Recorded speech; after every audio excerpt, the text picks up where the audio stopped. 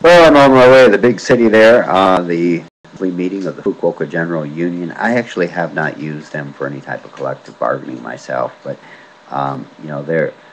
there are issues that come up that we do need to be now more knowledgeable about what our rights as workers are. The working conditions are just across the board getting worse and worse. Things are not getting better. It's spreading like cancer. Um, Farther up into the English teaching food chain. So what happens at the bottom does affect the higher, I say the higher levels of the food chain, like university teaching gigs and things like that, because the compensation is going lower and lower across the board. Um, the I'm working in Ogori City as a dispatch ALT, kind of a long story, but I went home for a year and a half, so this is why I'm not really engaged full time in my own English school, and I'm not lecturing at universities now. When I returned, this is what was available, and this is what I do now. So, nevertheless, there are some issues that I'm going to, with the union's backing, investigate and try to improve my own working condition at the dispatch company. First one, actual transportation reimbursement to classes. My company is not paying it. Not paying it. Last year it wasn't an issue. I was working in my own neighborhood, but now I am being sent one way 20 kilometers, return 20 kilometers. So I'm commuting 40 kilometers a day with absolutely no compensation whatsoever. It's really biting on my pocketbook. Last year I was enrolled in Shakai Hoken. The company, in their wisdom, underbid a contract that they couldn't afford, and we were disenrolled or asked to disenroll from Shakai Hoken and enroll in the Kokumin Hoken, the national health insurance. And the company, in fairness, said that, well, bring your Kokumin Hoken receipt and we will pay half of the premiums, which means the company actually saves quite a bit of money by doing that, but they will pay half of the premium of the Kokumin Hoken and the Kokumin Nankin. It's very confusing. I'm kind of worried, like switching back between Shakai Hoken, Kokumin, and Shakai, whether I'm going to be lost in the system when I do get to that age. So that was issue, the transportation and the insurance issue that I want them to possibly address. I think that they should restore it for any teacher that requests it. There might be reasons that the teachers don't want to be put back into Shakai Hoken, but I mean, it does need to be available for them. And teachers really should receive accurate counseling. For example, if you were to have a serious sickness or injury where you would be out of work with Kokumin or National Health Insurance, you would not get salary protection under the Shakai Hoken plan. And women too, like if you're the pregnancy leave, you could get 60% of your salary covered. So they are not one in the same. As far as what you get at the hospital, there's not that much difference. But you have no salary protection because the national health insurance is made for the unemployed or the self-employed. Last year I was making a very low salary of 225,000 yen a month. And if you can believe it, they lowered it to 215,000. So there's a difference of 10,000 yen.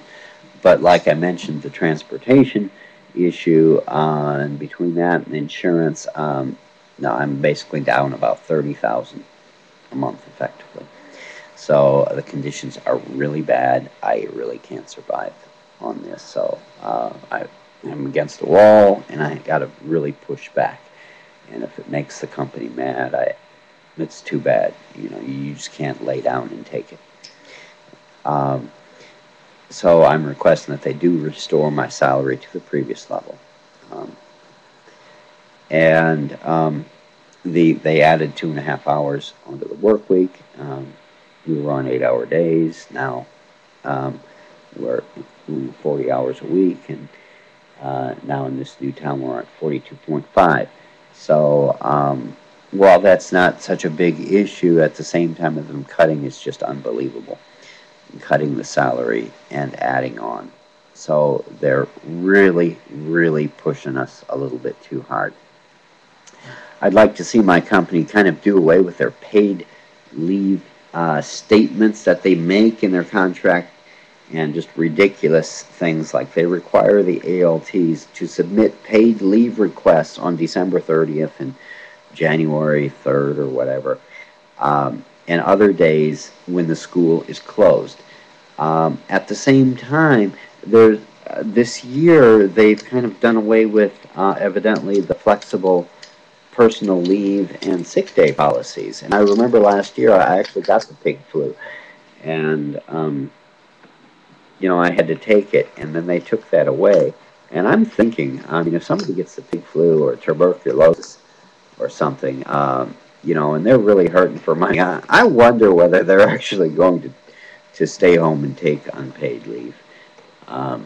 That could be quite a hazard. It's kind of hard to say, but you do need sick leave.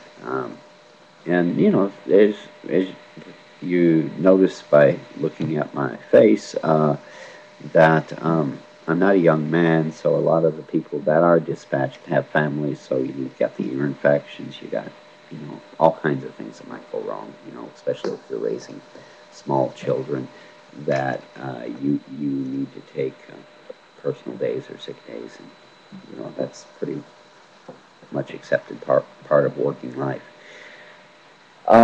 They do questionnaires, which are annoying, twice a year. I understand that they are typical customer service things, but my company in particular uses them secretively. They will not disclose what school you might have an issue with or what classes you might have an issue with. So there's no real effective tool for improvement, but they do hold it over your head, because if something comes up, like for example this contract negotiation, they do use this as a weapon, and I would like to see this end permanently. I've worked several universities and many different types of institutions, and typically what the universities will do is they will pass out these questionnaires on cards, computer type cards, and after they're processed, they'll be returned and actually mailed to the teacher in an envelope so we can dispose of them or whatnot. They don't have names on them.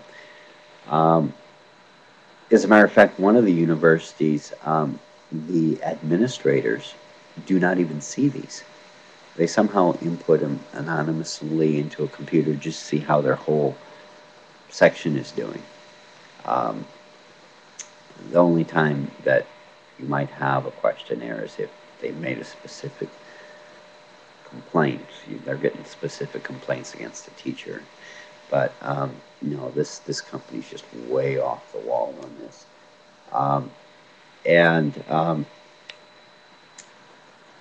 It doesn't improve the school performance.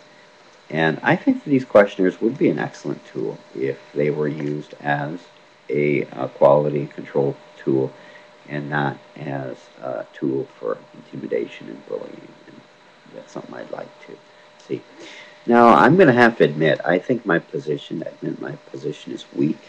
I am seeking better working conditions, but I feel in my heart that this is right and worth standing up for. The ALTs themselves are not without fault, because it is us that will sign on and work for these poor conditions and keep this type of vicious cycle going. But I do find it outrageous that the Ogori City Board of Education in Fukuoka would think that 12 million yen would actually fit 4 full-time ALTs in there under these type of work conditions. And the math just doesn't work. They should know better. My experience with my dispatch company, tells me that they will repeat their